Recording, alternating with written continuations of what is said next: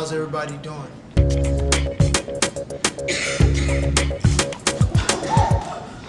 What the fuck? Yeah. I said the same thing. What the fuck would Caviar do this to me for? Bully, listen, I don't know what you're talking about. I think Ray got shot and somebody tried to jack me. Man, we supposed to be brothers for life. What's going on today is, or this evening, they're going to act out a scene from each one of the finalist screenplays in the screenwriters competition. You trying to fuck with me, man? I came up here to get my money out the safe, and it was empty. Okay. You want me to start out and start over again, man? Stephanie got me for my money. I call over to my grandmother's house, and Stephanie tell me grandma's dead. Nah. Casanova, no, money out of my ass, man. Casanova? I've been Casanova told Stephanie to take me for my money. And one of those finalists happens to be my screenplay. I'm Gregory Everett. I'm the writer of the movie Caviar.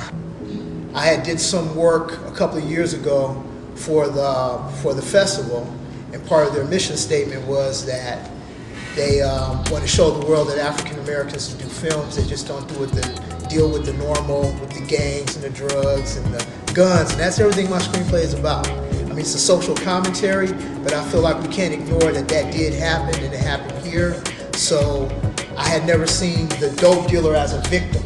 You know, we lost a lot of people to crack cocaine. A lot of families were broken up. You had crack babies. You had people become addicts.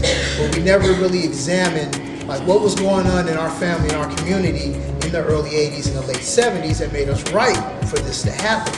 And you know, what about the 15-year-old who's poor and broke and decides one day he's going to do that, and he's the first person in his neighborhood doing that. And that's what it's about. Tiny Billy though, nigga, the West Side Road and hustle. Used to buy me popsicles at the ice cream truck. So that writing process was just about drawing from real life experiences, and like I said, my family supported me a lot. You know, people were like, well, we've seen enough hood movies, we've seen enough shooting, we've seen enough drugs and all that stuff, but I felt like this particular story was one that hadn't been told, so I decided to put my spin. I actually agree with you too, so keep making it. Because like nobody says anything about like the Italian movies and keep making them. But you've seen too many monopolies, so this is a bunch of different. This is a question for Gregory.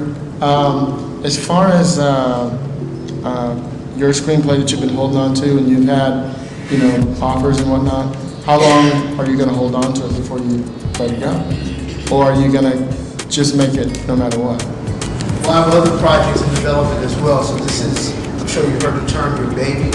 This is my baby, and not only that, I promised the guys that I wrote the screenplay about, they told me they didn't want anything in return, they didn't want any money off telling their story, anything like that. They just made me promise that I stay on it until the end. Now where the money at? I swear to God. You gotta believe me, cuz. And it's got a lot of personal stuff in it. I mean, my mother was a crack addict. My mother died a crack addict and a heroin addict. So there's a lot of personal stories about in the screenplay about your relationship with your parents or your mother, whoever is on drugs, but you still love them. But then you throw in the fact you're the one that brought the drugs in the community in the first place.